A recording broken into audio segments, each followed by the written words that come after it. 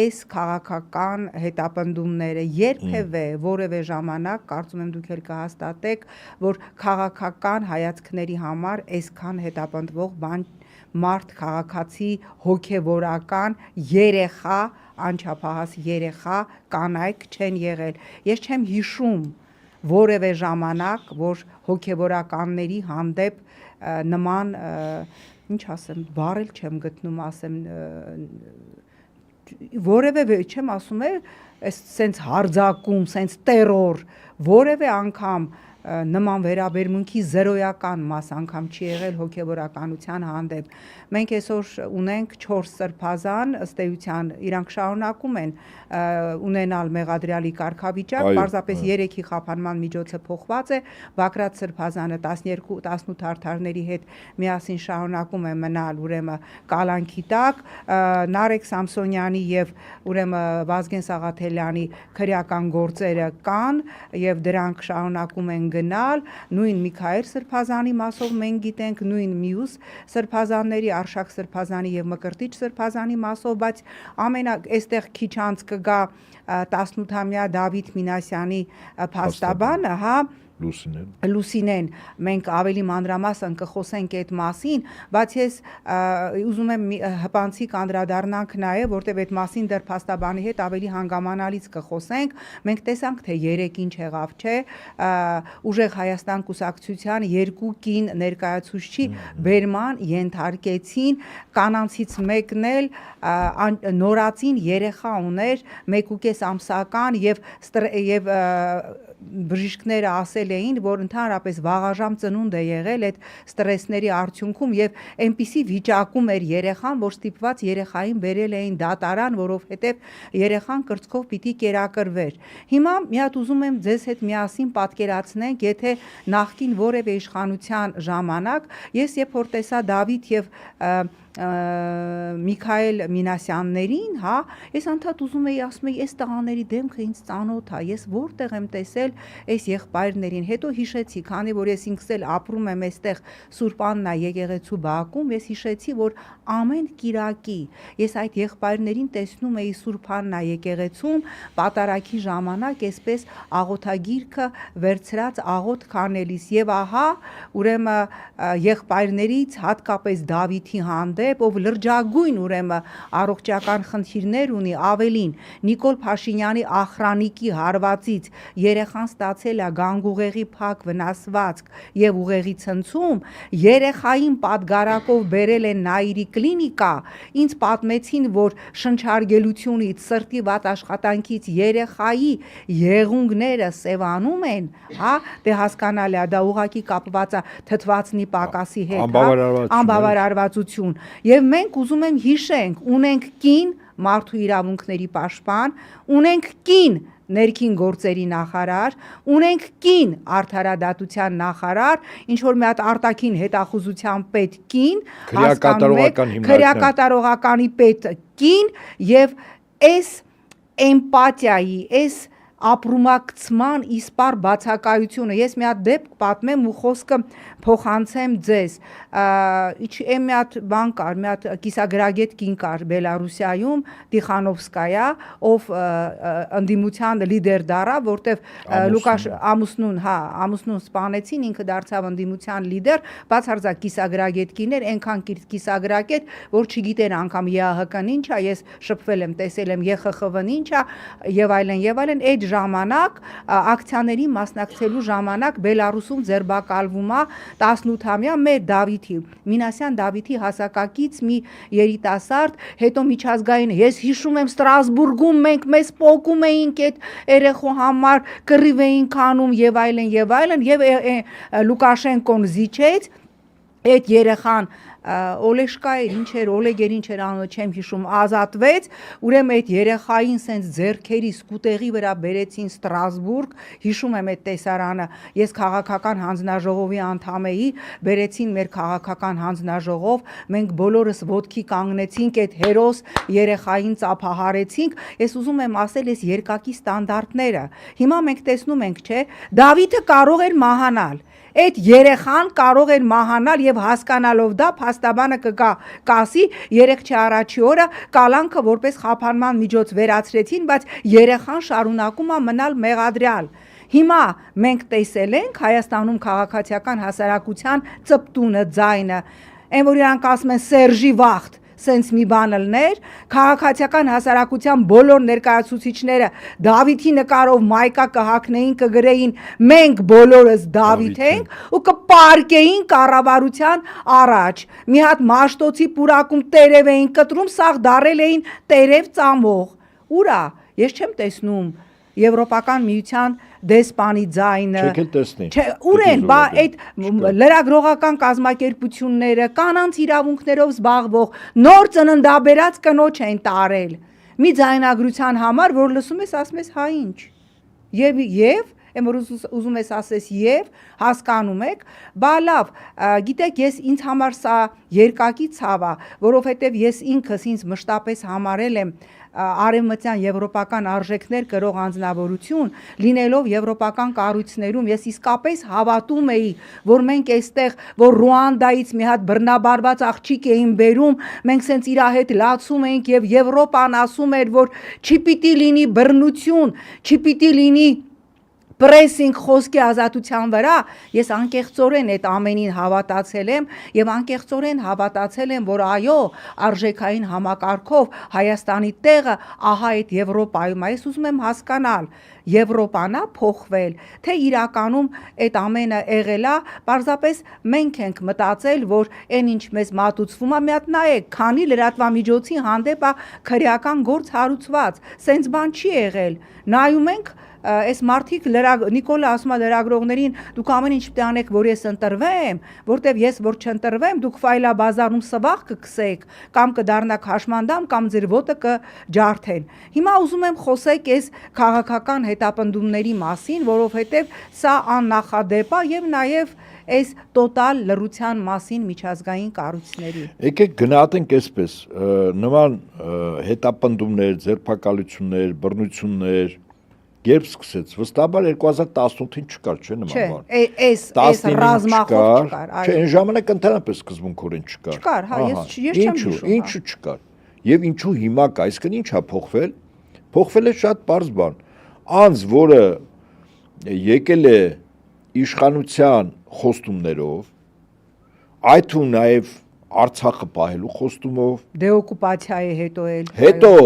Այո, 44 օրից հետո դեօկուպացիայի խոստումով եկել էր շատ տրիվիալ զուտ կենցաղային ասեմ, են հիշում եք կարմիր գծերի պատմությունը, որ բարձանում էր այդ արագաչափերը փակում էր, ինչ որ նա ակտիվիստ կա կախեց կներեք արագաչափերի վրա։ Հիմա, այսինքն նրանք իշխանության եկան բազմաթիվ խոստումներով, մարդիկ հավատացին, թե օրինակ, ասենք ես 18 թվականից դեռ մարտ, ապրիլ, մայիս ամիսներից, որ իրենք անում են, ես դեմ եմ եղել եւ հրապարակավ եմ դեմ եղել։ Ինձ օրինակ ասում են, պարոն Աբեջան, ինչու եք այդ ժամանակ դեմ եւ այլն, ասում են այսպես. Աստծո համար զզվելու է մարդահաճո խոսք ասողը եւ լսողը։ Իսկ Նիկոլի խոսքը ամբողջովին մարդահաճո խոսք է։ Այսինքն այդպես խոստումներ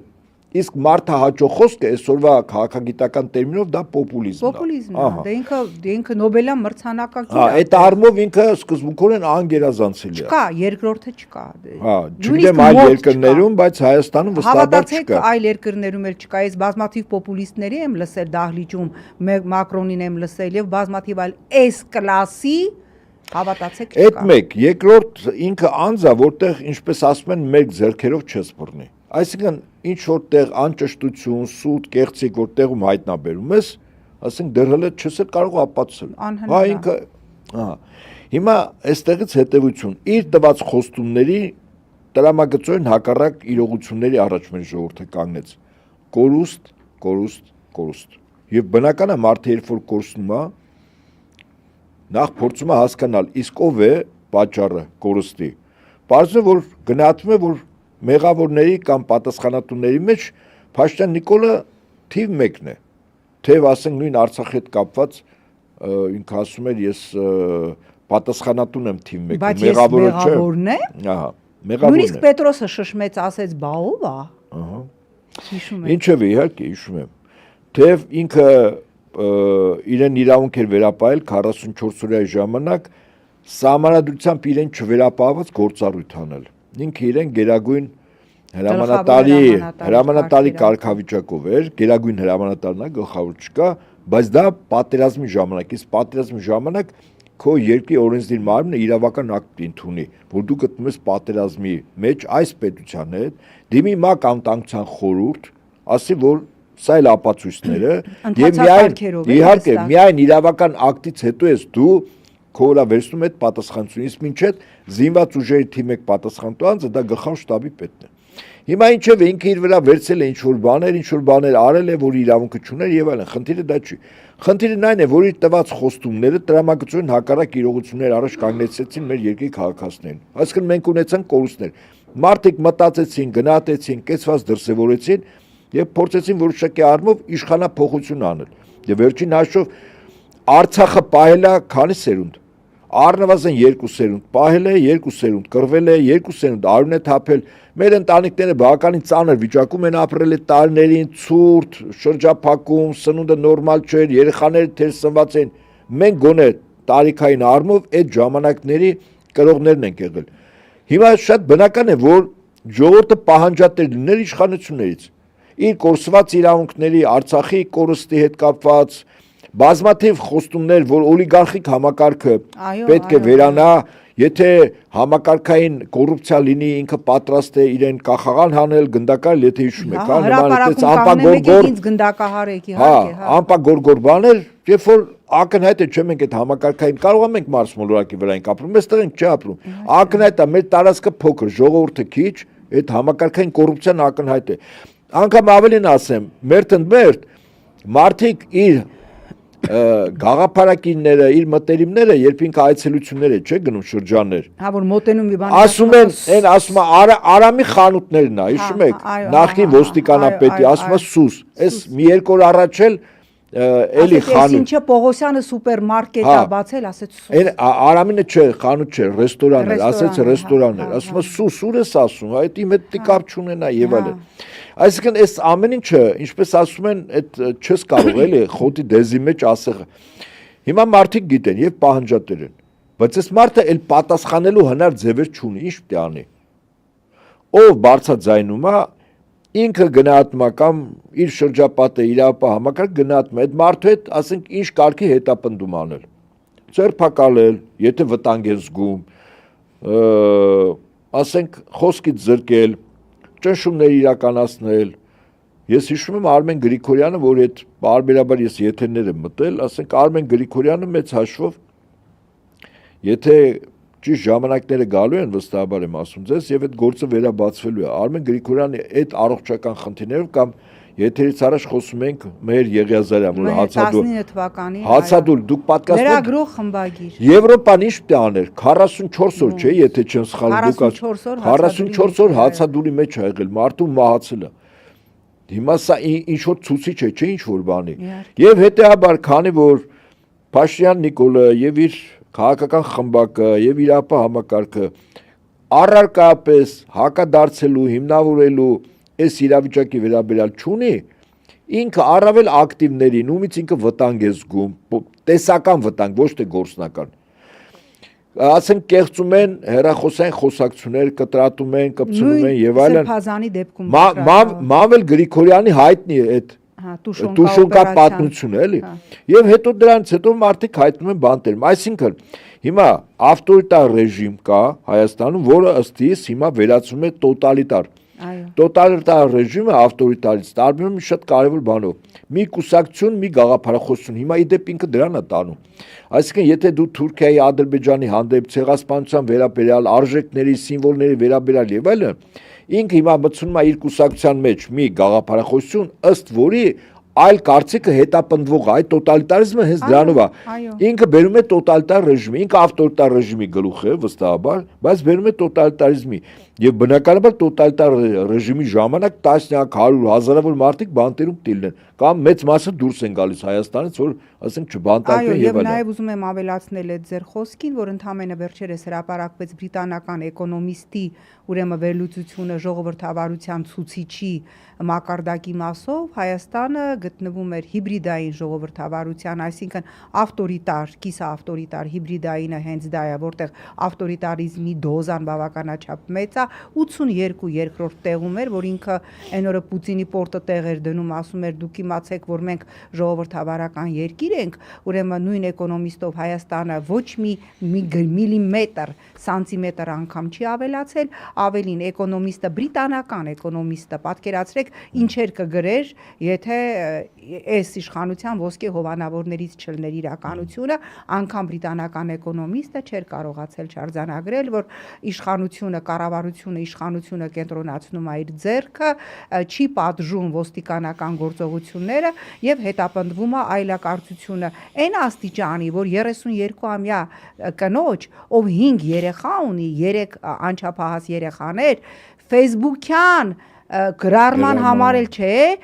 մեկի գրառման տակ կոմենտ գրելու համար, հա, ինչ որ մեկը գրառում է գրել, ինքը դրա տակ մի հատ կոմենտ է գրել, այդ կոմենտի համար գալիս են գիշերով, տանում են կարծեն բալահովիտի թե բյուրեղավանի ոստիկանական բաժամունք եւ երեխան այնպես է լացում, մորը չի թողում 7-ամյա, որ աղջիկ երեխային էլ հետն են տանում ոստիկանական բաժամունք եւ մեր մարդու իրավունքներով զբաղվող կառույցները, հասարակական կազմակերպությունները, քաղաքացիական հասարակությունը լռում է։